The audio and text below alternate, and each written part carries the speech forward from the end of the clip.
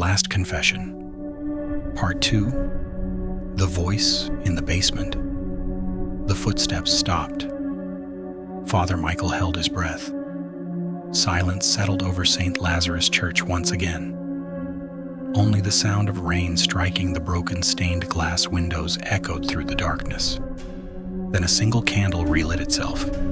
Its tiny flame danced violently as if something invisible had just walked past it. Michael tightened his grip on the silver crucifix. "Show yourself." No answer. Instead, a loud knock echoed beneath his feet. Boom! Michael froze. Another knock followed. Boom! Boom! It wasn't coming from inside the church. It was coming from somewhere below. The basement.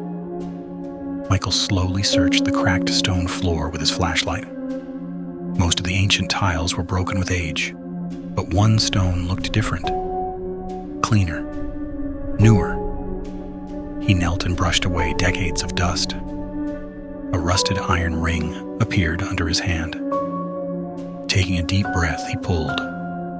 The heavy stone slab groaned open. A wave of freezing air rushed upward. It carried the smell of wet earth, rotting wood, and something metallic. Blood. A narrow stone staircase disappeared into complete darkness. Strange symbols had been carved into the walls. They looked burned into the stone rather than carved by human hands. Michael whispered a quiet prayer before taking his first step downward. Each step echoed through the underground passage. The deeper he descended, the colder the air became. Soon his breath turned white. Then he heard it. A child crying, soft, weak, frightened. "Father," the voice echoed through the tunnel. "Please, help me." Without hesitation, Michael hurried towards the sound. The tunnel suddenly opened into a massive circular chamber supported by ancient stone pillars. Rusted chains hung from the ceiling. Broken wooden crosses lay scattered across the floor. An old confession chair stood alone in the center of the room, facing a cracked stone wall. There was no child, only silence. Then the crying slowly changed. It became laughter, deep, slow, impossible.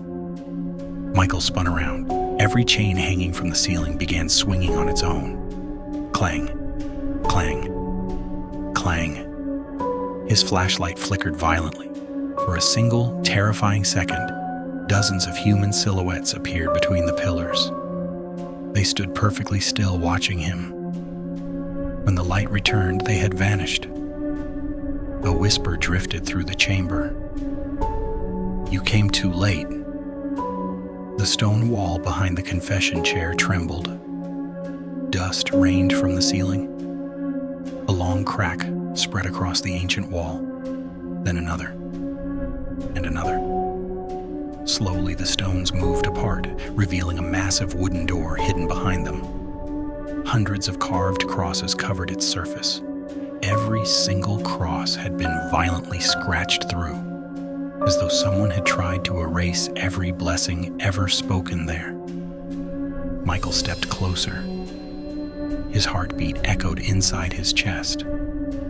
Suddenly, something slammed against the other side of the door. Once, twice, again. The entire chamber shook with every impact. Then everything became silent.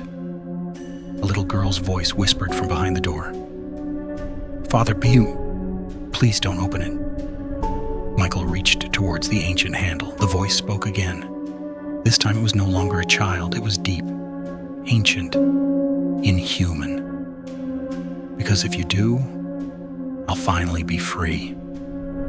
One rusted bolt unlocked by itself, then another, then another. The heavy wooden door slowly began to open, and Father Michael realized that whatever had been imprisoned beneath Saint Lazarus Church for decades had never been asleep. It had simply been waiting for someone brave enough or foolish enough to set it free.